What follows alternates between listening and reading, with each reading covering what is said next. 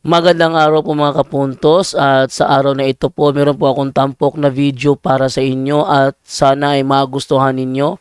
Kaya sa mga bago pa po sa aming channel, please po don't forget to hit the subscribe button at ang notification bell para maging notified kayo sa bawat video na ilalabas ko sa channel na ito. At bilang kahilingan po ng punto por punto team at naway maintindihan po ninyo, sana po wag nyo pong i-skip yung mga ads sa aming mga video. Sa maliit na bagay na po na yan, malaking tulong po yan sa ating programa at sa ating ministry. Sana po maunawaan po ninyo. Maraming salamat po, kaya wag na po natin patagalin. Simulan na po natin.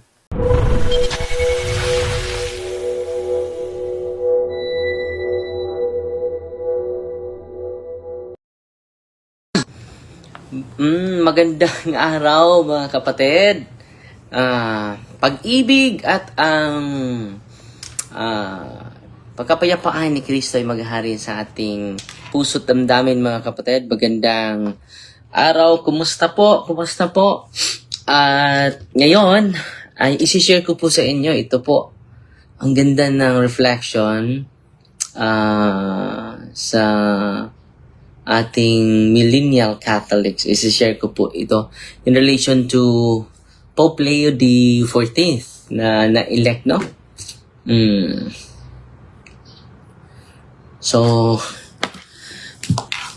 greetings muna tayo sa mga nanood natin ngayon.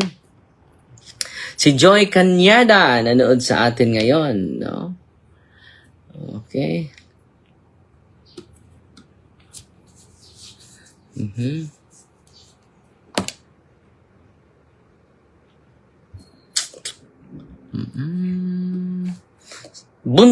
Buntog Wilfred Aman.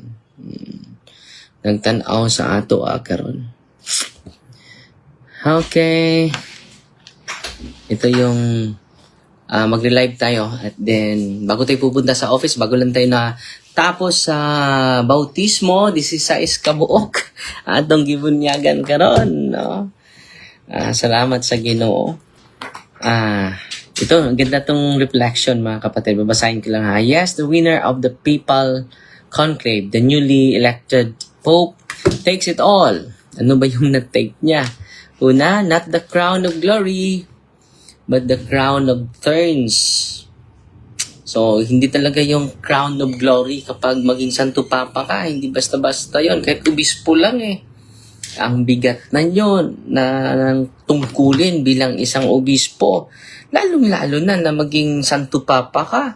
A billion of people, entrusted souls, entrusted to you. Hindi yan basta-basta mga kapatid. No? Not fame but sacrifice. Not fame but sacrifice. Sakripisyo talaga itong maging Santo Papa mga kapatid. Not comfort but the cross of shepherding the whole church. So, the whole church. Siya yung mag-shepherd sa buong simbahan. He carries the burden of being visible head of over a billion souls, the vicar of Christ, and often losses even the simplest joys of private life. No, hindi na siya makapaglakad mag-isa, hindi na siya makapunta kahit saan dahil may marami nang nakalibot sa kanya. So, the simplest joys of private life, no, mawala na sa maging Santo Papa, mga kapatid. Well, popes can resign, as in the rare case of Benedict XVI. Most serve until death, katulad ni Papa Francisco. Pwede din siya mag-resign dahil na-recognize niya na hindi na ako productive. Hindi na din ako effective dahil sa kalusugan ko, health reason. Pouring out their lives like a libation. So, binibigay na nila yung lahat sa ating simbahan po. Okay? Pray for me, Father, na ako'y depression na ginaagian. Humana na po ko kumpisal si Jason. So, count your blessing, Brother Jason. Ang dami mong blessing. Alam mo, kapatid, kapag when you count your blessing, your life will be amazing. But when you look at your missing, imong dagway murag missing. Nang count your blessing igsuon na kining atong pagpakabuhi karon, kining atong gasas kinabuhi karong adlaw gikan Dios Ginoo ba. Mo na nga magmalipayon ta kada adlaw niya. Ampo na to ang simbahan, ampo na tong tanan, ampo na to ang tibuok, no? Padayon ta. In a country like ours, where many see the papacy through the lens of pageantry. Let's speak like language. Yes, it's like Pia Wurtzbach said, it is both an honor and a responsibility. But in the case of the Pope, it is not just a responsibility.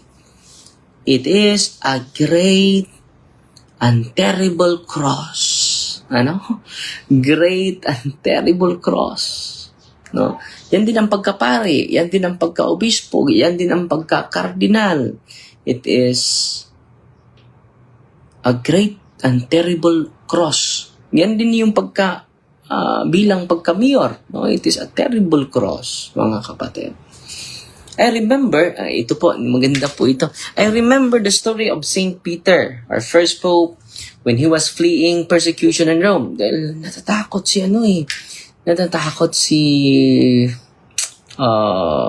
may tanong dito. Tanang politiko sa Bohol ng hatag ug uwan-uwan. Kamaya raman ang imong gipailan og kaso. Una, nandito lang, focus muna tayo sa Valencia. Kasi imagine, hindi basta-basta mag-file ka ng kaso, kapatid.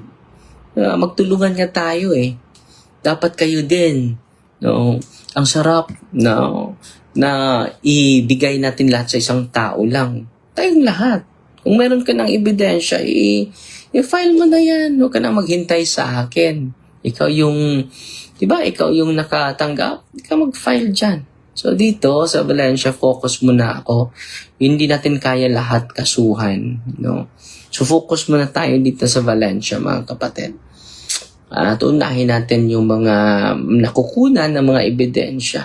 So sa gusto na buong maggawa kayo ng kasamahan. Hindi yan basta-basta, may abogado, may mga expert, may sa COMELEC, ganun.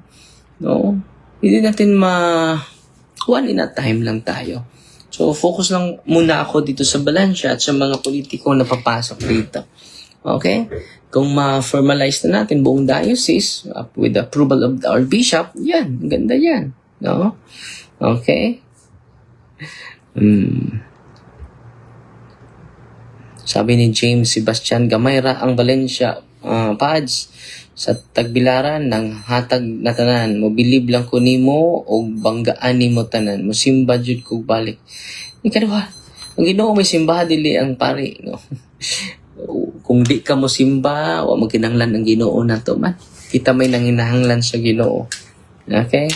So kung magkuan mo sa Tagbilaran, well and good. Ang una itong gifile kaso, dili man taga diri. Nako magranggo. Kung na ebidensya, well and good. Magsugod lang ko sa Bohol, sa Valencia, so.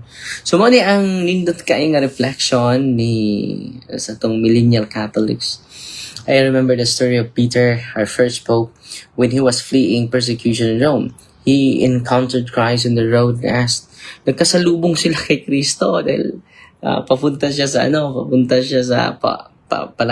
lalayas sana iiwas sa persecution. At nakasalubong niya si Kristo sa daan. At sabi niya, Quo vadis Domini, where are you going, Lord?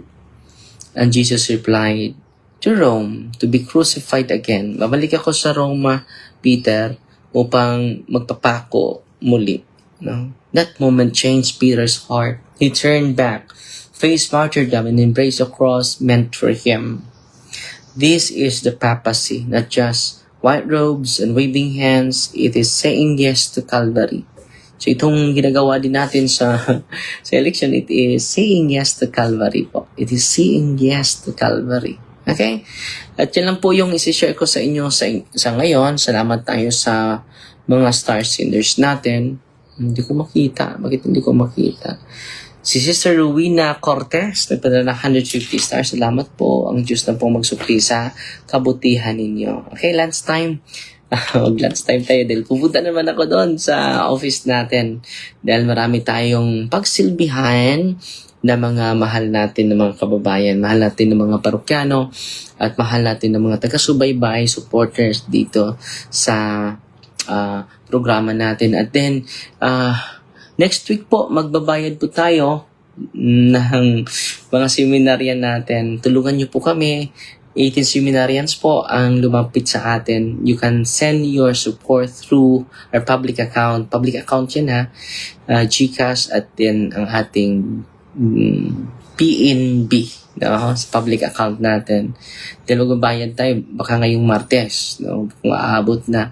Naghihintay din ako sa liquidation na Ate Juan. Umabot na tayo ng 1.2 million na natulong natin sa mga seminaryan. Salamat po. Ang Diyos na po yung magsukli sa kagandahang loob na inyong sinishare para sa vocation po at evangelization.